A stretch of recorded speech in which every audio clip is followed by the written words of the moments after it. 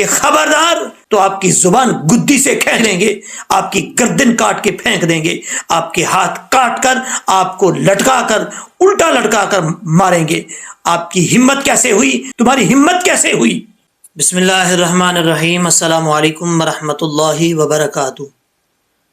لاکھوں کروڑوں درود و سلام نبی رحمت دو عالم صلی اللہ علیہ وآلہ وسلم کی ذات پر اور ان کی آل پر۔ جتنے دوست احباب سن رہے ہیں مجھے اور دیکھ رہے ہیں، ان سب کے علم میں ہے کہ آج جو میں نے ویڈیو اپلوڈ کی تھی، اس ویڈیو کے اندر میں نے بتایا تھا کہ تحریک لبیک کے قائدین اور تحریک لبیک کے امیر سعد حسین رضوی صاحب نے تحفظ قرآن کے لیے احتجاج کا اعلان کر رکھا ہے، ملک گیر احتجاج کا اعلان کر رکھا ہے جمعۃ المبارک کا۔ آج جمعۃ المبارک تھا، تو ملک گیر احتجاج تھا اور بہت زیادہ لوگوں نے اس احتجاج میں شرکت کی، اور یہ مسجد رحمت اللہ العالمین سے لے کر داتا دربار تک یہ ریلی نے جانا تھا۔ اور وہاں پر جب سعد حسین رضوی صاحب نے ان شرکاء سے خطاب کیا، تو اس خطاب کی کچھ جھلکیاں، کچھ باتیں آپ کے سامنے میں رکھنا چاہوں گا کہ یہ دو موقع ایسے تھے جو میں نے دیکھا سعد حسین رضوی صاحب کو کہ اس انداز میں انہوں نے تقریر کی۔ ایک موقع یہ تھا اور ایک موقع میں آپ کو بعد میں بتاؤں گا۔ آپ اگر میری جتنے دوست آپ دیکھ رہے ہیں میری ویڈیو کو، اگر آپ کو پتہ ہے کہ وہ کون سا موقع تھا جس موقع پر سعد حسین رضوی صاحب نے جس طریقے سے آج ایموشنل ہو کے سخت لہجے میں تقریر کی ہے، بیان کیا ہے، اسی طریقے سے پہلے کون سے موقع پہ کی ہے؟ اگر آپ کو یاد ہے تو آپ بھی کمنٹ سیکشن میں ضرور کمنٹ کریں، اور میں آپ کو بعد میں بتاتا ہوں۔ پہلے میں آپ کو کچھ اور باتیں جو ہے وہ بتانا چاہتا ہوں۔ ویڈیو کا کوئی حصہ جو ہے وہ کٹ کر کے نہ دیکھیے گا، آپ کو بہت زبردست چیزیں سعد حسین رضوی صاحب کے حوالے سے بتانے جا رہا ہوں۔ اس میں پہلی بات تو یہ ہے کہ انہوں نے آج کے خطاب میں سعد حسین رضوی صاحب نے یہ بیان کرتے ہوئے نے کہا کہ سب سے پہلے سیاست دانوں کو جھنجھوڑا، سیاست دانوں کا نام لیا، پھر پاکستان کے جو ادارے ہیں ان اداروں کا نام لیا، اور پھر لاسٹ پہ پاک فوج کے جو آرمی چیف ہیں حافظ عاصم منیر صاحب، ان کو بھی کہہ کر مخاطب کر کے یہ باتیں کی کچھ۔ یہ ساری باتیں آپ کے سامنے میں رکھتا ہوں آج کہ سب سے پہلے انہوں نے سیاست دانوں کو کہا کہ جب بھی ہم سڑکوں پر نکلتے ہیں، تحفظ قرآن کی بات کرتے ہیں، یہ نبی کریم علیہ الصلوۃ والسلام کے خلاف، نبی کریم علیہ الصلوۃ والسلام کی کوئی گستاخی ہوتی ہے تو سڑکوں پر ہم آگے احتجاج کرتے ہیں اور کہتے ہیں کہ یہ ایسا نہیں ہونا چاہیے، اور جو کہ ہمارا حق ہے مسلمانوں کا، ایک دفعہ یہ کام کر کے تو دیکھو، انہوں نے کہا۔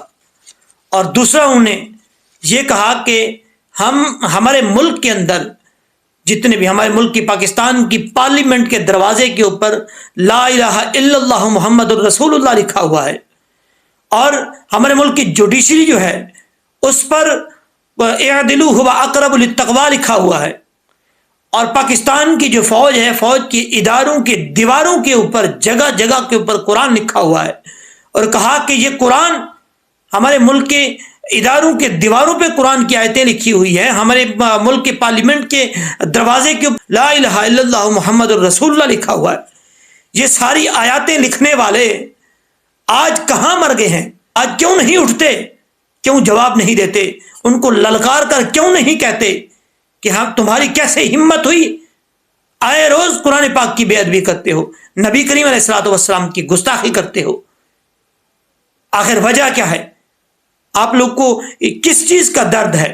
اور ساتھ ساتھ یہ بھی کہا، ہمارے جو آرمی چیف ہیں، ہماری فوج کے آرمی چیف حافظ عاصم منیر صاحب، انہوں نے کہا کہ ایک ہم حافظ ہیں، ہمارے پاس طاقت نہیں ہے، ہمارے پاس کوئی ہتھیار نہیں ہے، ہم کوئی ایسا قدم نہیں اٹھا سکتے جو ان کو صرف ہم سڑکوں پر آ کے ان کو للکار سکتے ہیں۔ اور ایک آپ حافظ ہیں، آپ کے پاس طاقت بھی ہے، باقاعدہ انہوں نے حافظ کہہ کر کہا، اور کہا کہ آپ کے پاس طاقت بھی ہے، آپ کے پاس ہتھیار بھی ہیں، قوت ہے آپ کے پاس، آپ جو قدم اٹھانا چاہیں اٹھا سکتے ہیں۔ لیکن آج تحفظ قرآن کی بات ہے، قرآن کی بے ادبی ہوئی ہے سویڈن میں، اور کہا کہ حافظ صاحب آپ کا ادھار ہے میرے اوپر۔ جب آپ آرمی چیف بنے تھے تو لوگوں نے مجھے کہا تھا کہ ہماری پاک فوج کے آرمی چیف جو ہیں وہ حافظ قرآن ہیں، آپ ان کو مبارکباد کیوں نہیں دیتے؟ ان کو مبارکباد دیں۔ اور سعد رضوی صاحب نے کہا کہ آج میں آپ کو آپ کی وہ ادھار جو ہے وہ آپ کو دینا چاہتا ہوں. آج آپ قرآن کے لیے کھڑے ہوں, قرآن کے تحفظ کی بات کریں, آج آپ کو مبارکباد پیش کروں گا.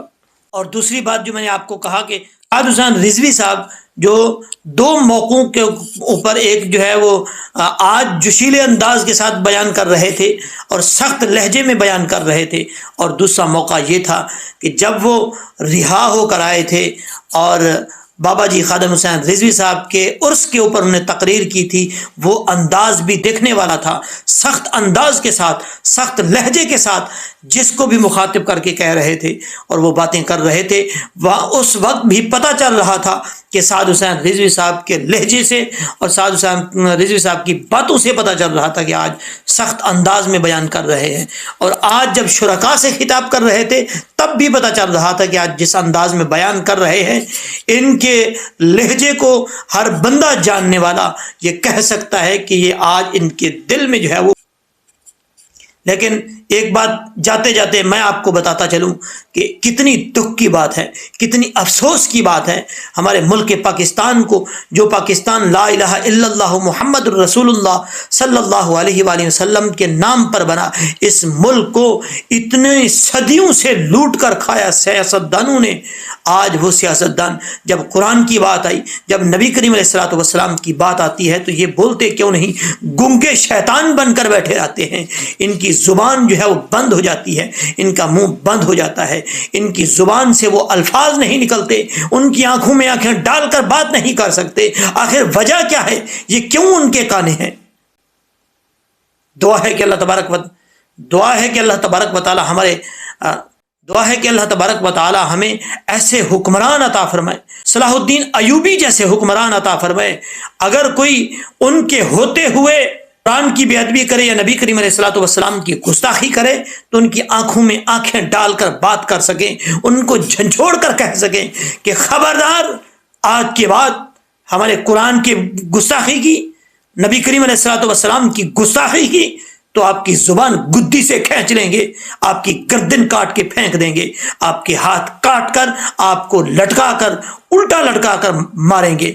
آپ کی ہمت کیسے ہوئی کہ ہمارے نبی پر اترنے والے قرآن کی, جس قرآن کی مثال اس پاکستان میں کیا پوری دنیا کے اندر نہیں ملتی, اس قرآن کی بے ادبی کرتے ہیں, تمہاری ہمت کیسے ہوئی؟ رب ذوالجلال سے دعا ہے کہ اللہ تبارک و تعالی ہمیں ایسے حکمران عطا فرمائے, جب بھی نبی کریم علیہ الصلوۃ والسلام کی کوئی گستاخی کرے تو ان کو منہ توڑ جواب دے.